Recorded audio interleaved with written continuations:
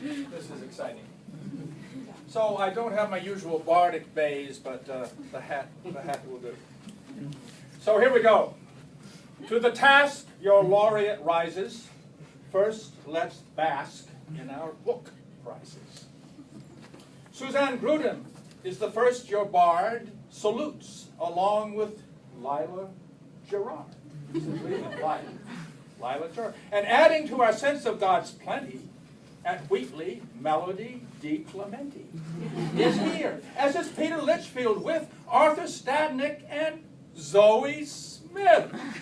Wondering how I'll rhyme Anna Piotrowski's name?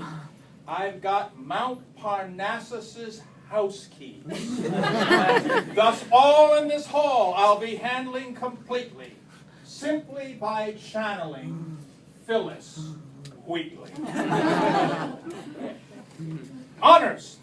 Though Tommy Cosgrove may not be here, his bard's bard S. Noir study makes clear that the comedy of errors shows love of money was shared by Shakespeare. Intoning now in tempo largo, I'll propose as the reasons there's no embargo. On critiques of the North are the listings brought forth in Alex Gordillo's freighted cargo. About violence that's gone automatic, you'll learn a lot from the expose of Guantanamo Bay laid out by Hayden Hutto. Jackie Perry's eyes take in gender and sacrifice, and how best to parse sui sin farce, spring fragrance. Well, does it smell nice? Good question. And there is much we can learn as we take yet another turn with Adeline Rodriguez round the meaning of Keats's Grecian urn. Fay Prize. Lisa Manuel, great advancer of knowledge, you use Negro Dancer by Mina Loy to break down the topoi of blackness that acts like a cancer. Russ Hart Prize. Lisa Prendergast, you've been so cool at the Bigelow Middle School that your students had fun while doing their wonderful work, hence the verdict you rule. Ferguson Prize.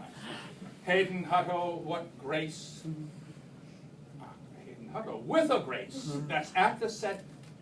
Hayden Hutto, with a grace that's at the same time in your face, through her careful renditions of torture positions, us to feel what for real took place. Professional writing. Now permit me here to interpose that professional writing chose as the two to win awards Michel Finn, Nolan, and Varin LaRose. Creative writing. As for those who creatively gave great promise, their names are Belgrave, Texera, and Scott, and though they are not with us, let's waft them away. Mary, Marcy Keats Poetry Prize. There's a little enjambment here. Who a strange disappearance sinister poet, Guinness, brings such layering thick to that vanishing trick that we're struck by the force and finesse with which she approaches a flight which in lesser hands well might have simply been a blur. Her tritina keeps the here and now always in sight. That rhyming of tough ones I'm at again as I speak of the Brian Rattigan Award. Katie Vish, back, my wish is she'll feel this like blessing of Vatican. Ooh. Mary Doyle Curran. As for Jennifer Martin and Nazila Hafezi, for the Mary Doyle Curran Award, we praise ye. And though Chris Bishop, you're not here to get it, we've got Chet himself. No. Oh, and if he was with his words to embrace ye, you'll send it. He'll tweet you. Whatever. End of the program. Are you ready? You're almost on the home stretch now. Clubhouse turn. Berthoff Prize.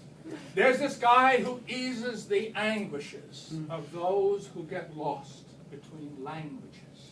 Jacob Burke, Berthoff winner, and welcome harbinger of a teaching that distinguishes between priests we have been groveling, two who preach that mere problem solving, to Jake's new way that lopes through Weisgottsian tropes towards a dynamic, always evolving. Robert T. Crosby Prize.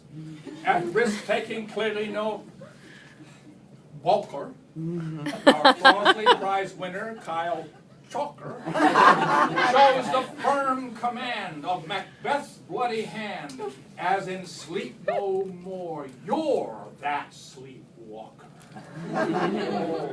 David E. Kennedy Prize. Anna Yagmur has won commendation for the way she has, through translation, been so beautifully shadowing her heritage Bedouin. Very nice. Its deep pre-Islamic foundation. Alvinus Bryan Award. Robert Collins is here to inveigh against empathy. He knows today it leads to confusion, and worse, to occlusion from true understanding. Oy vey.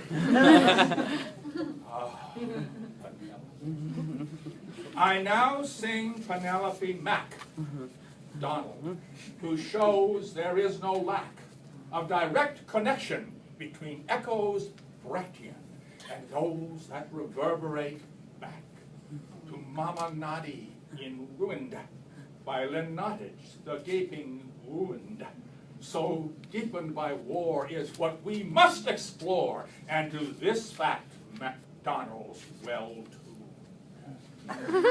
Pedagogy Prize. Megan Campbell knows that to win hearts and minds we need Huck Finn, for it's on that raft sparked by Mark Twain's craft we can break through the shackles we're in. And your bard couldn't really hack it if he didn't make a big racket, congratulatory that tomorrow in glory departs our mother hen, Lauren Brackett. Away. Yeah, she's And finally, loud Hosanna to Samantha, Renata, Lauren, and Shannon. Thank you all.